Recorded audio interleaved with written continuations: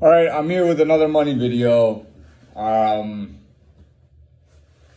I don't have any ideas or anything. I just, it's easy talking about money for me. But let's get right into it. Right now, when I'm thinking about money, I'm thinking of different currencies. And I will tell you something honestly. I like the look of some currencies. You know what I mean?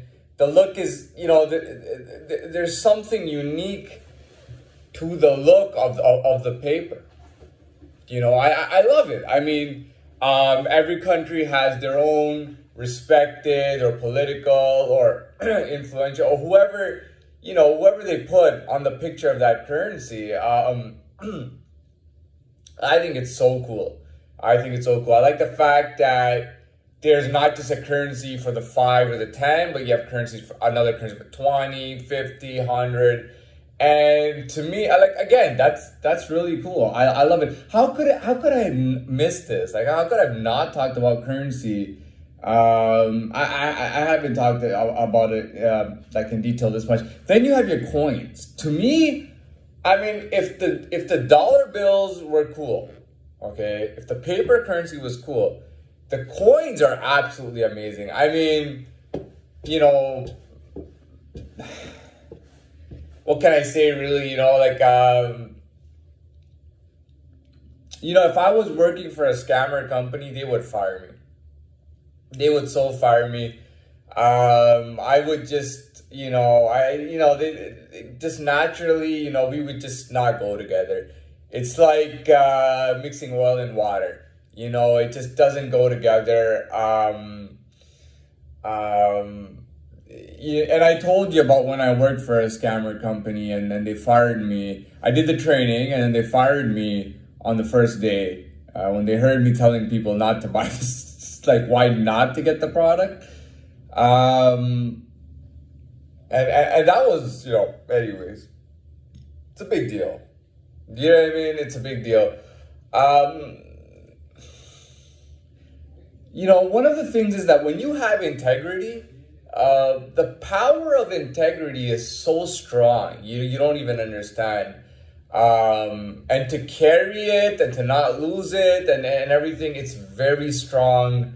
And it's notable to have, I was going somewhere with this, to have that kind of integrity. Yeah, I was going somewhere with this, with the integrity. Well, okay, well, I lost it. We'll go on to the next thing, having to do with it. But yeah, so we were talking about scammer companies and all that, and that's, oh, yeah, that's right. So integrity is well, anyways, let's leave that. Let's move on. Back to the paper currencies and stuff. So I'll tell you very honestly, I love the dirham. Now, I did glance at the dirham, their coin. I didn't care about their small coins. And I think you know why, because when I was there, it was 3.3 dirhams for $1. So a US dime is only worth 3.3 cents or like 3 cents, 3 point something cents. Sorry, what I meant is 3.3 US cents is a dirham dime technically. A 25 cent dirham coin therefore is what, 7 point something US cents. So I didn't really give a shit, and we don't really do that, and you know that, and but I think they had like a 1 dirham thing, and I did glance at that. I didn't really take a close look, but I glanced at it and it looked okay. It really showed the two sides of that nation.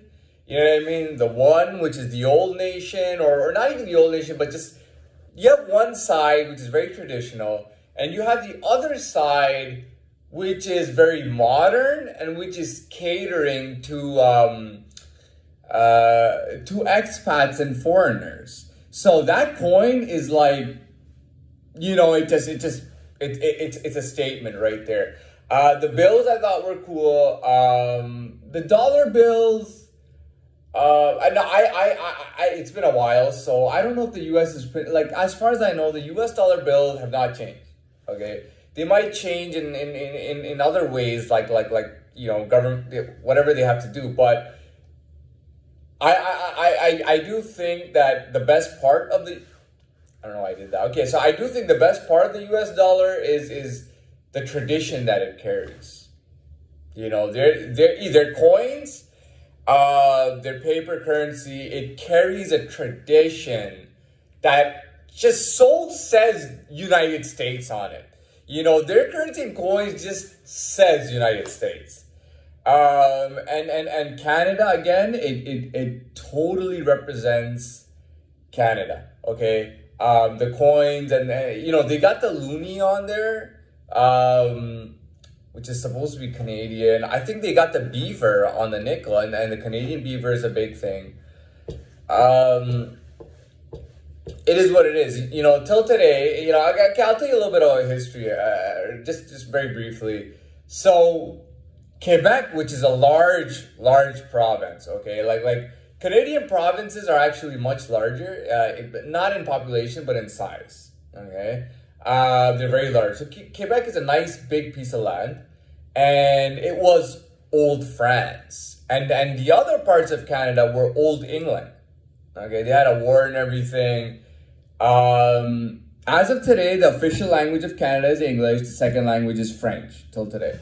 Quebec, they speak French everywhere. They don't like speaking English. Okay. To me, Canada is old. Is part old France and part old England. The British and French made a lot of money in Canada, man. You don't hear about that, right? You don't hear about that. You always hear about how the Spaniards went into South America and robbed all the gold. Okay, people always say that the British and French and whatever the European powers that came to America and Canada. I'll focus on Canada here, and you can make up whatever you want for America from what I say, but, you know, they say that they came to Canada just to get land for settlers who wanted land to farm on. Pure bullshit, okay? Pure bullshit. The French and the British made crazy money. I mean, crazy money, okay? They made insane money, man.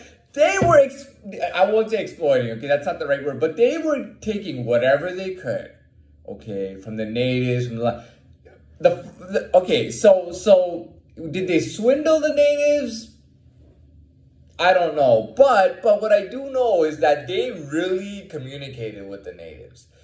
Maybe on a level that the Spaniards did not. They communicated with the natives, and for the sole purpose of knowing how to make as much cash off that land as it could. You know, hunting beavers for beaver fur,